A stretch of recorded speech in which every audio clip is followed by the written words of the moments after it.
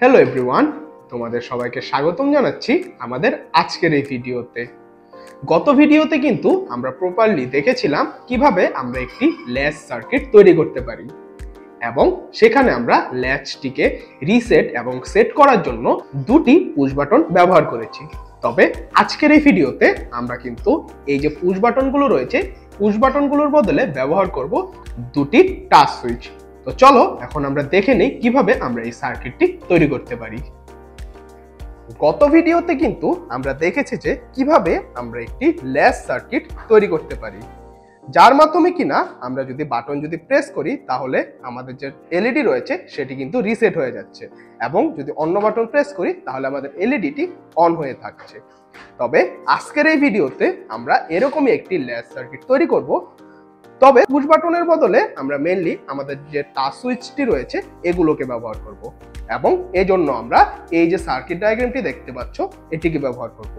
তো আমরা জাস্ট এখানে হালকা কিছু চেঞ্জ করলে কিন্তু আমাদের যে সার্কিটটি সেটি কিন্তু রেডি হয়ে যাবে।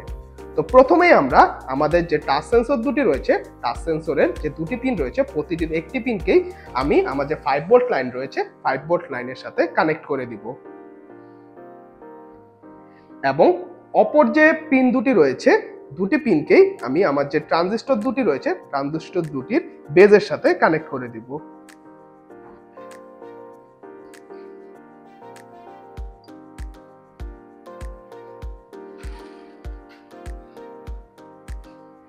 এবং এখানে আমরা প্রথম যে পুশ বাটনটি দেখতে পাচ্ছি, প্রথম পুশ বাটনটির ক্ষেত্রে দেখতে পাচ্ছি যে একটি কিন্তু আমাদের নেগেটিভ পিন রয়েছে। এই নেগেটিভ পিনটিকে আমরা আমাদের যে প্রথম যে ট্রানজিস্টর রয়েছে প্রথম ট্রানজিস্টরের এমিটারের সাথে এবং অপর যে প্রান্তটি রয়েছে এই অপর প্রান্তটি আমরা আমাদের প্রথম ট্রানজিস্টরের কালেক্টরের সাথে কানেক্ট করে দিব। এখন আমাদের যে দ্বিতীয় যে পুশ বাটনটি রয়েছে দ্বিতীয় পুশ বাটনটি কানেক্ট করতে হবে।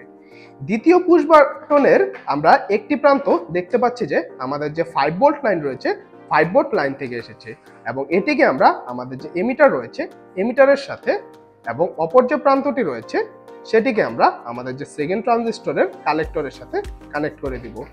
ব্যাস, আমাদের যে সার্কিটটি সেটি কিন্তু রেডি হয়ে গিয়েছে। এখন যদি অন করি তাহলে দেখতে পাচ্ছি যে ইনিশিয়ালি আমাদের যে এলইডিটি সেটি কিন্তু অফ অবস্থায় রয়েছে। তো আমাদের যে রাইট সাইডের যে টাচ সুইচটি রয়েছে সেটি যদি প্রেস করি তাহলে দেখতে পাচ্ছি যে আমাদের যে এলইডি সেটি কিন্তু অন হয়ে গেছে এবং আমাদের যে লেফট সাইডের টাচ সুইচটি রয়েছে সেটি যদি টাচ করি তাহলে দেখতে পাচ্ছি যে আমাদের এলইডিটি কিন্তু অফ হয়ে যাচ্ছে। অর্থাৎ আমাদের যে ল্যাচ সার্কিটটি রয়েছে সেটি কিন্তু পারফেক্টলি কাজ করছে। তো এই ছিল আমাদের আজকের এই ভিডিও। এরকম আরো দরকারি কন্টেন্ট পেতে আমাদের সাথেই থাকো।